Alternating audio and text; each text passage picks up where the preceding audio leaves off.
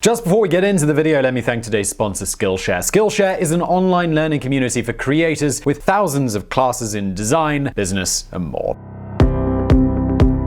Now, I've talked about Skillshare a few times on this channel and mentioned the various courses and things I've learned on that platform, but maybe you haven't got Skillshare yet and you're still totally skillless. And that's a great shame because there are thousands of classes on Skillshare for you to level up your skills in video, design, business, social media, just whatever really. Or you could just take them from nothing to something. Me, I've taken classes in video production, camera stuff, YouTube-y stuff. I also want to squeeze out as much as possible from my days, so I took a course by a guy called Thomas Frank, who's also a YouTuber, which was handy, on getting more stuff done in a day. It's great stuff, worth checking out if you're looking for a specific recommendation from me on that platform. But yeah, Skillshare, just go do it, you'll like it. It's also free for 2 months if you use our link below, so that's pretty great. You support this show, you support Skillshare, it's a win-win, and let's get into it.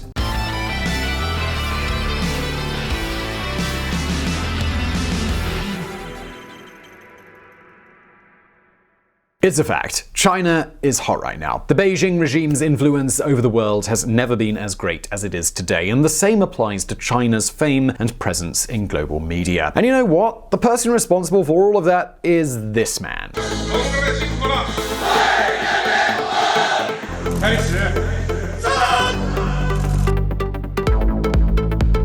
Xi Jinping has become the Chinese president with the most power since the fall of Mao Zedong. He came to power in 2013 with two great promises. On the one hand, to expand China's power and influence over the world, and on the other, to consolidate the Communist Party's political power. That way, the Chinese president seeks to end the widespread belief that economic development is always followed by political transitions and democratic processes.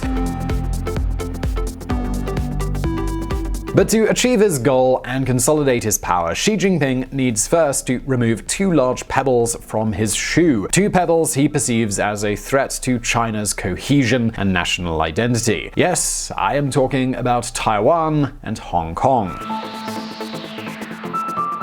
And it's precisely the second one, Hong Kong, which we're going to be talking about in this video.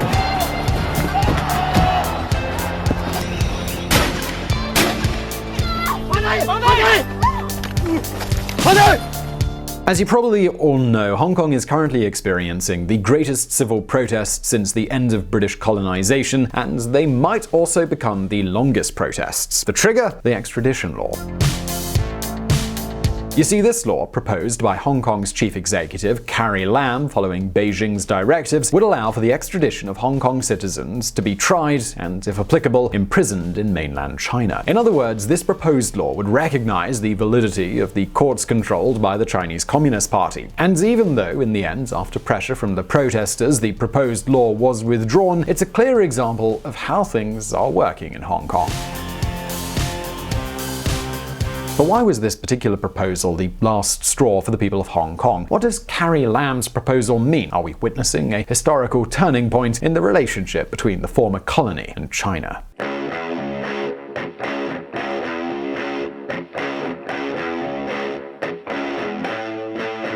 The Extradition Law, the straw that broke the camel's back.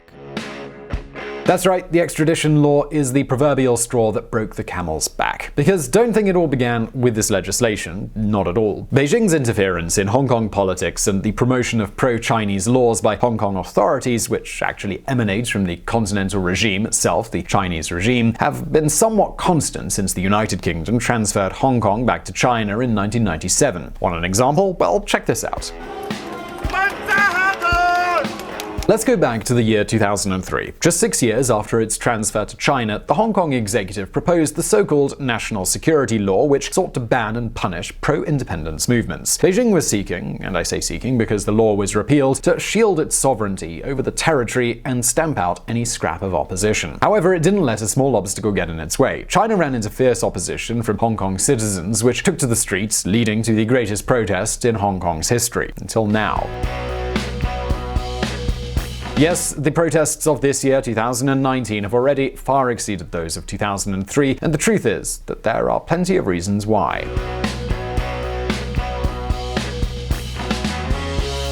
Imagine that you live in a territory with an independent economic system, guaranteed justice, and a society with a lot of freedoms such as free access to the internet and social networks. And suddenly, a dictatorial regime with which you don't identify at all, a regime where none of these rights and freedoms exist and where justice is controlled by a single party, seeks to impose a law that would allow them to extradite you to be judged under that regime with its conditions. Well, what would you do? Discontent and anger seem far more than justified, wouldn't you think? After all, the extradition law, even though it apparently doesn't specifically mention political opposition, marks the end of Hong Kong's model and its autonomy. Because, of course it does. Don't tell me it's hard to imagine a Chinese court asking for the extradition of a dissident or political opponent for Hong Kong for any reason, right?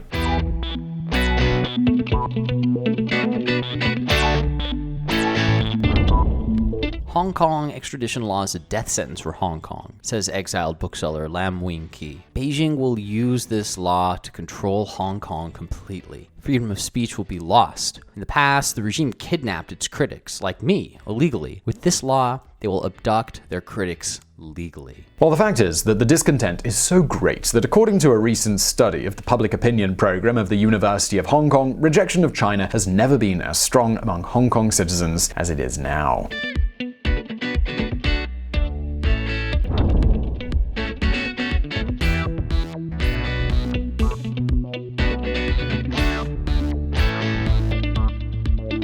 But that's not all. The worst is the general feeling that the Hong Kong executive responds to China's interests and not those of its own local citizens.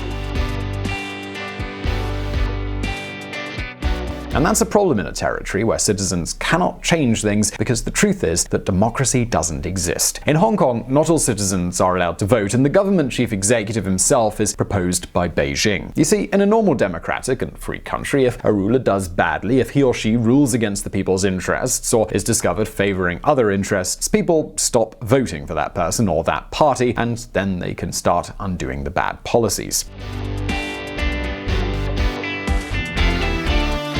However, that can't happen here. After transferring the territory's sovereignty to China, the political system turned into something very, very similar to a corporatist regime that governs for the interests of two powerful hands. On the one hand, that of the Chinese iron fist, and on the other, the money-filled hands of the great businessmen that favor Beijing, especially those of the great real estate tycoons that have managed to form an oligopoly where Hong Kong is nothing more than a captive market that acts at their service.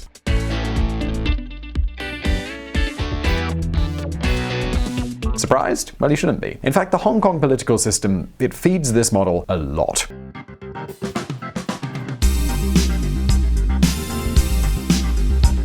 In fact, we've already talked about this in a previous video where we tell you why Hong Kong has the most expensive housing in the world. The point is that in Hong Kong, the chief executive, the governmental leader, is elected by members of the election committee, which has about 1,200 people. And who chooses those 1,200 representatives? Well, to be honest, it's easier to start by counting those who don't vote, and that's the citizens. We're talking about a very complicated system in which sectoral organizations, religious leaders, business leaders, unions, and even companies participate. It's all orchestrated to endorse China's power. For example, check out what's happening with the agriculture sector, which is traditionally connected to Beijing. Despite only involving 0.1% of Hong Kong's economy, farmers hold more weight in the election committee than much more important sectors such as the financial sector. So, as you can see, it's all very democratic, right? In fact, the lack of democracy is the real reason behind the current protests and behind many past protests. Because in spite of the fact that democracy doesn't technically exist, Hong Kong is and has been a regional epicenter of political activism and dissent against Beijing for decades. And the law of extradition was the last straw in a process that is spelling the end of all those freedoms. If you think about it, it's the most dramatic part of it. In Hong Kong, we aren't facing a dictatorship that wants to get its way. We're witnessing people who are used to living in freedom and who are watching that freedom slip away every day. And that explains what comes next.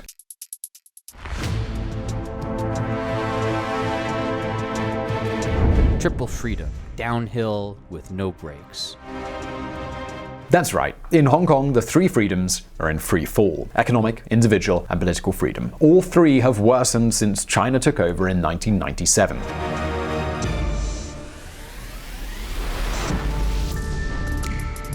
And that has consequences on every level, especially in a place that has been traditionally known for its scrupulous respect for legal certainty and institutional stability. And that's precisely why around 1,500 multinational companies have their Asian headquarters in Hong Kong. However, all of this may end badly, not only in the political field, but also in the economic field. China's continuous interference is, in many cases, translating into serious, very serious violations of several companies' legal safety. In the economic field, China has increased its blackmailing of private companies, so they'll maintain a critical stance against any movement that opposes Beijing. That is, if they don't want to have any trouble staying in the big Chinese market. That's what happens, for example, with the Hong Kong airline Cathay Pacific, which suffered the consequences of not being critical during the protests against the Extradition Law and not sufficiently controlling its workers' political expressions. Cathay Pacific replaces chief executive as China ups pressure over protests. Cathay Pacific staff speak of climate of fear. Cathay Pacific employees say they fear losing their jobs if they express support for pro-democracy protesters in Hong Kong. Some are considering bringing decoy mobiles with them in case their phones are checked on arrival in the mainland. But no, it doesn't end there. The repression of the business sector, of the productive sectors, is even reaching cases of boycotts organized by the Chinese government itself through social networks. And nobody's safe, not even bubble tea. Bubble tea brawl. Taiwan brands face mainland boycott over Hong Kong gesture. Worst of all, we aren't even talking about small isolated cases, not at all. Xi Jinping knows that he runs a country that has one of the most desired markets for any company worth its salt, an overwhelmingly huge population, a growing middle class, and consumer power that is already at exorbitant levels. To be in business in China is to be close to success, and Xi Jinping knows that this is something he can leverage to politically press people by using commerce and the business sector. And that obviously doesn't reassure any company. One misstep and it's all downhill. And also, how are they going to control their employees? How can they limit the freedom of expression of others? How can they attract international talent with such conditions? Anyway, it starts with bubble tea, and it ends with any company that doesn't want to do what China wants. And of course, this isn't just reprehensible, it's irresponsible. China's attitude, along with the blatant protection of local oligarchs and the submission of the local governments, are ending Hong Kong's prosperity. The people of Hong Kong, they feel like they're not only losing their political freedoms, but also their own economic well-being. Because if Hong Kong loses its independence, its legal certainty, its neutrality, what's left? The worst part is that Hong Kong may simply stop being Hong Kong. So surely you now may understand why the protests happened and why they've lasted so long. Hong Kong society, it feels like it's facing one of the last chances to fight back, and that it's now or never. But if you want to know why Xi Jinping is so interested in Hong Kong and why, despite all of this, China still needs this small territory, well, stay tuned, because we'll bring more videos about Hong Kong in which we'll explain these things and many others very soon. But now it's your turn. Do you think that the pressure from the people of Hong Kong will help them regain their political and individual freedoms? Will China be able to squash Hong Kong's languishing political freedom? Is this the beginning of the end of Hong Kong as we know it? So I really hope you enjoyed this video. Please do hit that like button if you did, and don't forget to subscribe for brand new videos. Also, please do check out Skillshare, 2 months for free. There is a link below. And as always, thank you for watching.